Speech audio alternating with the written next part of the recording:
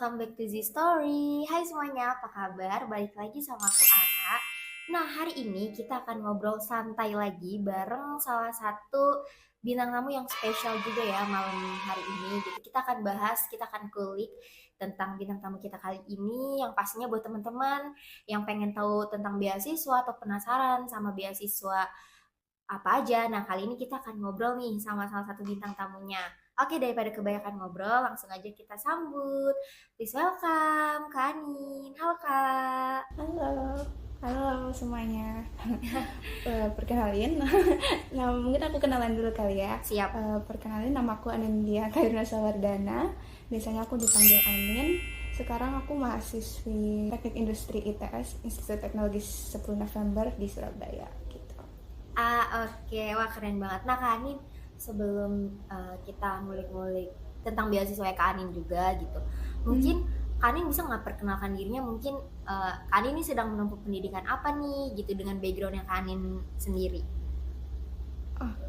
Oh, ya, jadi kebetulan aku mahasiswi Teknik Industri tahun keempat sekarang di ITS, dan kebetulan aku dapat exchange selama 1 tahun waktu aku semester 5 dan 6. Jadi selama 1 tahun itu aku nggak ada di Indonesia, dan aku baru balik waktu semester 7 ini untuk lanjutin pendidikan aku sebagai mahasiswi teknik industri di ITS gitu sih. Wow, jadi Kak Ani ini salah satu mahasiswa teknik industri di ITS. Berarti Kak Ani ini Ya, bisa disebut seperti pertukaran pelajar gitu ya Kak selama 1 tahun. iya benar, itu pertukaran pelajar selama 1 tahun gitu. Nah, boleh diceritain nggak Kak pertukaran pelajarannya tuh dengan mungkin ada nama beasiswanya Kak atau apa dan di negara mana nih waktu itu kan? Ah, oh ya, kebetulan aku dapat beasiswa namanya Jiwa LP, Global Young Leaders Program. Itu beasiswa ke Korea Selatan di Universitas Postek atau Pohang University of Technology gitu. Itu yang ngebiayain itu dari pihak POSCO dan Postek. Jadi POSCO itu steel company gitu ya di Korea, dan POSCO juga yang nemuin Postek ini gitu. Jadi mereka ngefunding untuk teman-teman yang mau exchange selama 1 tahun di Postek gitu sih.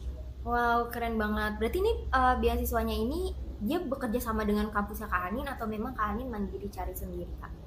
Oh iya, kebetulan untuk Jiwa LP ini sendiri itu hanya universitas partner yang bisa daftar gitu. Jadi so far Indonesia itu yang bisa daftar itu cuma dari ITS, UI, ITB, sama Trisakti gitu sih. Tapi mungkin untuk tahun ini ada perubahan, teman-teman bisa cek di websitenya gitu kali ya, untuk barangkali ada penambahan universitas yang kerjasama sama Postek.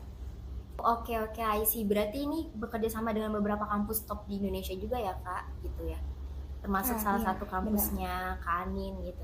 Nah, berarti kan ini Kak Anin sempat pertukaran pelajar selama 1 tahun ya Kak? Tadi Kak Anin bilang.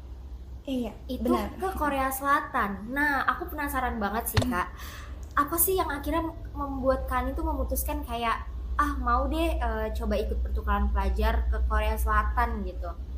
Boleh diceritain nggak Kak Anin? Oke, jadi sebenarnya untuk aku tuh udah punya mimpi, aku dari kecil aku udah pengen, pokoknya aku harus ke luar negeri gitu, minimal untuk belajar kayak atau tinggal di luar negeri. Terus akhirnya waktu SMA pun aku juga sempat apply untuk SMA di luar negeri, tapi saya juga ketolak beasiswanya. Terus akhirnya aku kayak oke, selama kuliah pokoknya aku harus wajib exchange minimal. Terus pada akhirnya aku udah awal-awal kuliah tuh aku list beberapa beasiswa yang pengen aku apply. Salah satunya itu ya ISMA gitu kan, ISMA, terus habis itu GKS, terus ada UGRAD dan segala macam. Tapi waktu aku mau proses daftar kayak UGRAD dan Erasmus itu aku gagal, karena kayak bukan gagal sih, kayak nggak kepegang karena terlalu padat gitu jadwalnya. Terus waktu aku daftar ISMA, aku udah sempet daftar juga, dan ternyata waktu round pertama aku juga gagal. Terus akhirnya kayak aku agak stress up gitu kan, kayak aduh aku harus kemana gitu, harus ke luar negeri pokoknya. Terus akhirnya kayak aku mikir, oh mungkin nggak exchange kali ya, kayak mungkin short program yang aku bisa cover sendiri. Terus akhirnya aku cari di internet yang menurut aku kayak yang bisa aku ke cover itu mungkin ke Korea gitu dengan biaya sendiri. Saya aku udah list kayak universitas-universitas di Korea gitu, kayak yang dari Seoul, dan sampai akhirnya aku ketemu di Postek. Pada saat itu tiba-tiba ada kayak apa, berita gitu tentang oh ada pendaftaran JYLP yang lagi dibuka. Terus saya kayak ya udah daftar aja, kayak wah ada kesempatan, terus akhirnya aku daftar gitu. Kayak jadi memang untuk negaranya sendiri pada saat itu kayak awalnya pengen Eropa gitu, tapi aku beralih untuk mungkin berpikiran untuk biaya yang lebih murah, terus ternyata Korea, dan ternyata Korea juga nyediain beasiswa. Akhirnya aku daftar ke Korea gitu sih. Ini keren banget sih, setelah melewati ibaratnya ups and downs ya, lewatin kegagalan yang banyak, akhirnya tersampaikan doanya dikabulkan ya lewat pertukaran pelajar ke Korea Iya. Selatan. Nah, tapi ngomong-ngomongin Korea Selatan nih, Kak Anin sendiri kenapa milih Korea Selatan sih gitu? Atau emang suka nonton drakor kah, atau K-pop atau fans apa gitu? Aku penasaran deh, kenapa Korea Selatan menjadi tujuan Kak Anin gitu. Ya, aku eh, oh, kayak ini kan mikir mungkin Asia Timur kali ya, tapi Jepang aku gak terlalu familiar gitu sama budaya. Terus saya kayak yaudah mungkin Korea, karena ya itu tadi aku suka Korea, kayak udah terekspos ya sama budaya Korea. Aku suka EXO. Aku suka EXO, Wow, kayak EXO. aku juga udah bisa bahasanya, mungkin bukan bisa bahasa sih, kayak ya paham Korea. Terus aku ngerasa kayak mungkin di Korea aku lebih bisa survive gitu. Jadi itu sih alasan kenapa Korea. Tapi kira-kira nih selama by the way ini berarti Kak Anin kan sudah di Indonesia ya? Iya, sudah. Nah, kan walaupun Kak Anin ngerasa kayak udah nggak asing dong, kayak ibaratnya gue udah ngefans nih sama EXO gitu kan, ke Korea ya udah mungkin udah nggak asing nih buat gue.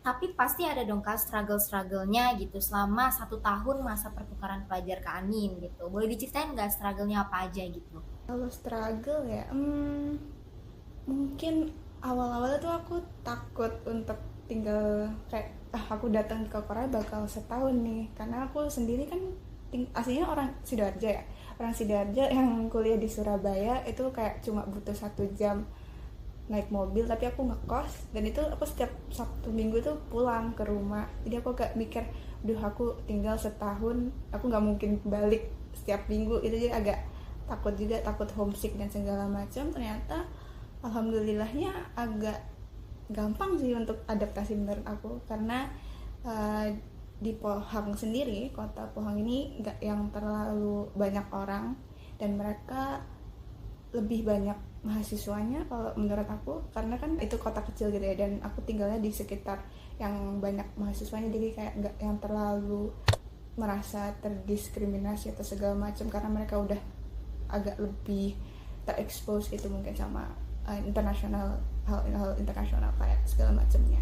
Mungkin struggle-nya adaptasi sama mereka yang terlalu pendiam sih menurut aku. Kayak mereka nggak terlalu ekspresif, jadi aku ngerasa kalau setiap aku jalan di Korea, apalagi di Pohang, itu kayak orang-orang serius banget gitu kan. Jadi agak terbawa suasana yang pali-pali gitu, kayak aduh segala macam harus cepat, harus jalan nggak senyum, nyapa orang jarang gitu. Jadi kayak sosialnya lebih ke mereka yang pendiam, sedangkan di Indonesia aku ngerasa orang-orang di jalan tuh banyak orang senyum gitu kan. Tapi ternyata selama di Korea senyum itu hal yang jarang aku temuin. Jadi mungkin di sana struggle-nya Kak Anin tuh lebih ke kayak lingkungannya kali ya Kak. Mungkin di sana orangnya individual juga nggak sih gitu ya? Iya. Anin berangkat sendiri atau gimana? Atau ada temen yang seangkatan di Indonesia juga yang satu kampus atau kenalan dari kampus mana gitu? Kebetulan JYLP sendiri itu awardee dari Indonesianya ada 6. Jadi kita bareng-bareng ber-6 orang Indonesia, dan satu lagi ini roommate aku. Kebetulan kita satu kampus, tapi dia kakak tingkat aku. Jadi kayak aku lebih ngerasa ada rumah lah, karena kita sesama orang Indonesia gitu. Oke. Berarti di sana stay-nya gimana tuh Kak? Kayak tempat kos, apartemen atau gimana bareng-bareng gitu? Nah, kita tinggalnya di dorm, di dorm khusus anak-anak internasional gitu. Jadi basically kita setiap hari ketemu gitu di satu gedung gitu. Kalau itu aku tahu. Terus gimana Kak? Ada hal unik nggak sih selama 1 tahun Kak Anin di sana gitu? hal-hal uniknya? Ini unik, apa ya, nggak pernah aku experience gitu selama tinggal di Indonesia. Iya. Mungkin kakak bisa tebak nggak? Ini tuh nggak berkaitan sama akademik, nggak berkaitan sama social life selama aku di Korea. Apa nih, tentang apa? Kasih clue-nya dong aku. Ini agak hal mistis.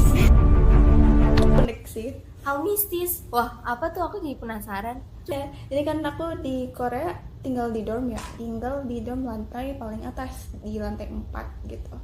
Dan itu paling pojok, emergency room lah.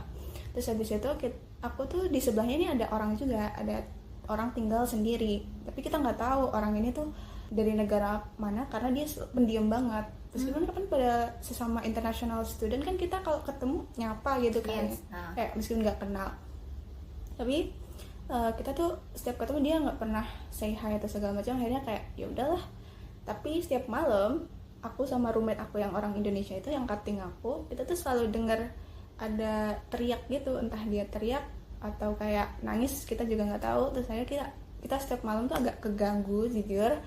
Terus habis itu kita cari tahu dia ini dari negara mana sih, coba kita tanya-tanya. Akhirnya ternyata dia dari negara A gitu kan, sebut aja negara A. Aku tanya ke temanku yang dari negara A juga, kayak kamu kenal nggak sama orang ini? Terus dia jawab nggak kenal sih, dia memang pendiam banget. Terus akhirnya oh gitu ya. Terus akhirnya dia bilang oh dia bentar lagi mau lulus kok, dia mau balik ke negaranya gitu. Terus oh ya udah. Terus akhirnya kayak kita seneng kan, kayak wah kita nggak diganggu lagi nih, nanti nggak ada suara ketawa, nggak ada suara teriak.